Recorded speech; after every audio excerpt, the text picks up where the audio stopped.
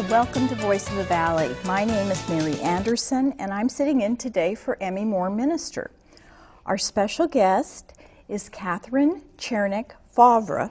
I love saying that, like I really understand French because it's French, the Fauvre. And she is a actually world-renowned Enneagram expert. She also has a background. I'm going to read this biography because it's so perfectly worded. Katherine Chernick Fauvre, founder of DragonWorks Consulting, Enneastyle, and EnneaX, is a published researcher on the Enneagram and the instinctional subtypes. She is a certified Enneagram teacher with Palmer Daniels, Riso Hudson, and Hurley Donson, and has also studied with Condon, Naranjo, Wolinski, and Jackson Bear.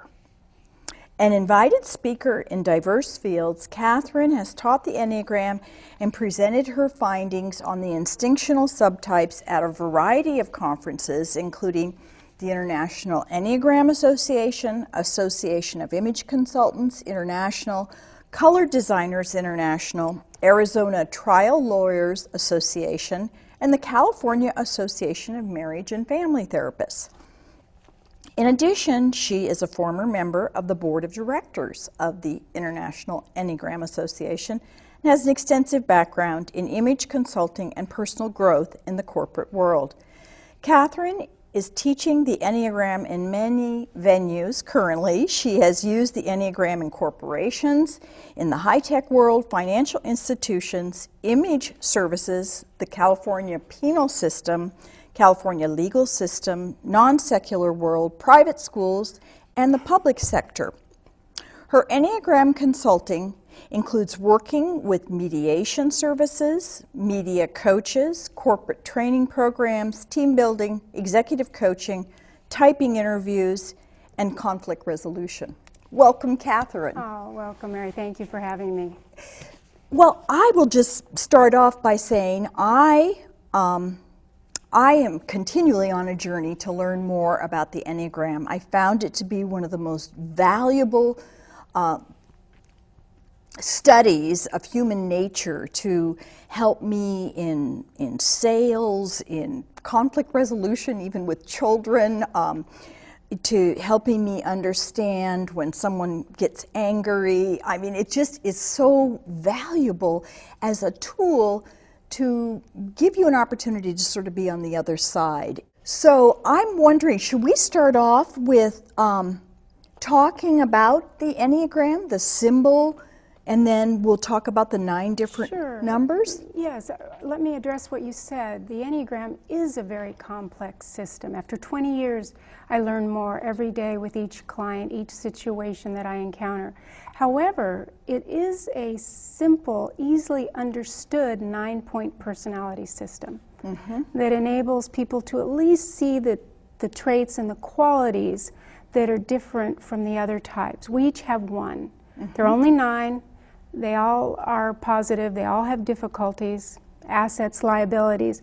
But we have one predominantly that's in charge, like our CEO, and that's what's very helpful in relationships, in working with others, whether it's personal or professional or family of origin.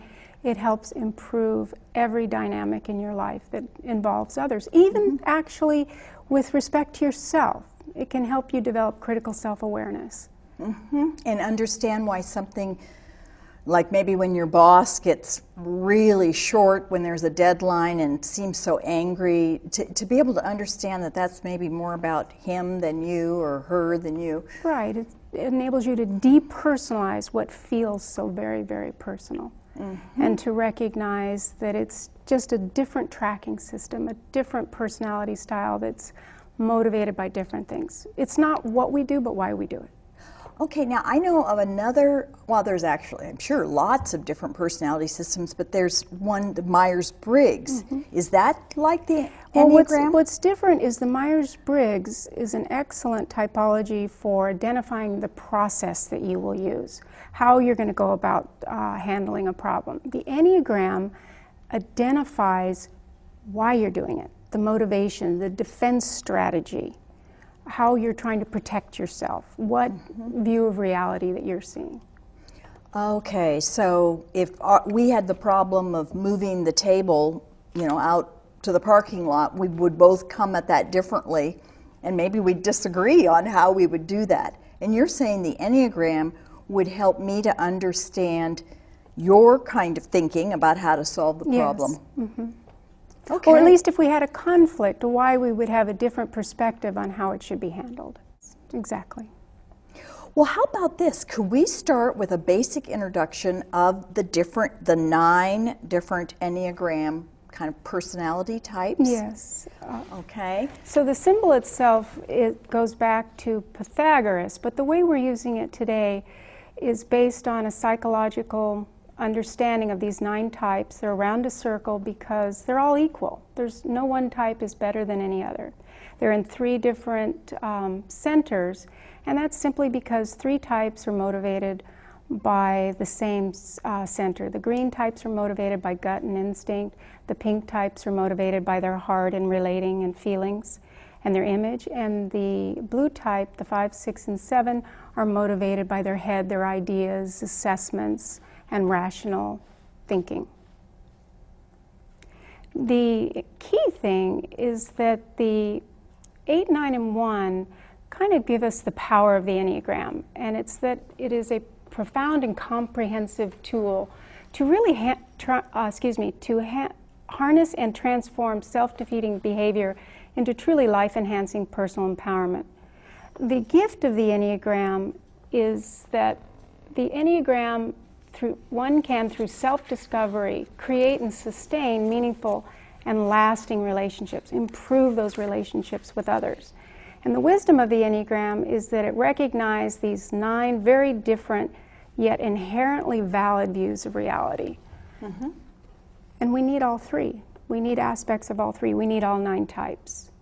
And at a glance, the 1 is the perfectionist, the reformer, the judge, the crusader, and can be a critic. The 2 is identified by being the giver, the helper, the nurturer, the caretaker. The 3 is the performer, the motivator, the achiever, the producer. The 4 is the tragic romantic, the kind of the tragic individualist as well, and the mystic. The 5 is the observer, thinker, investigator, sage.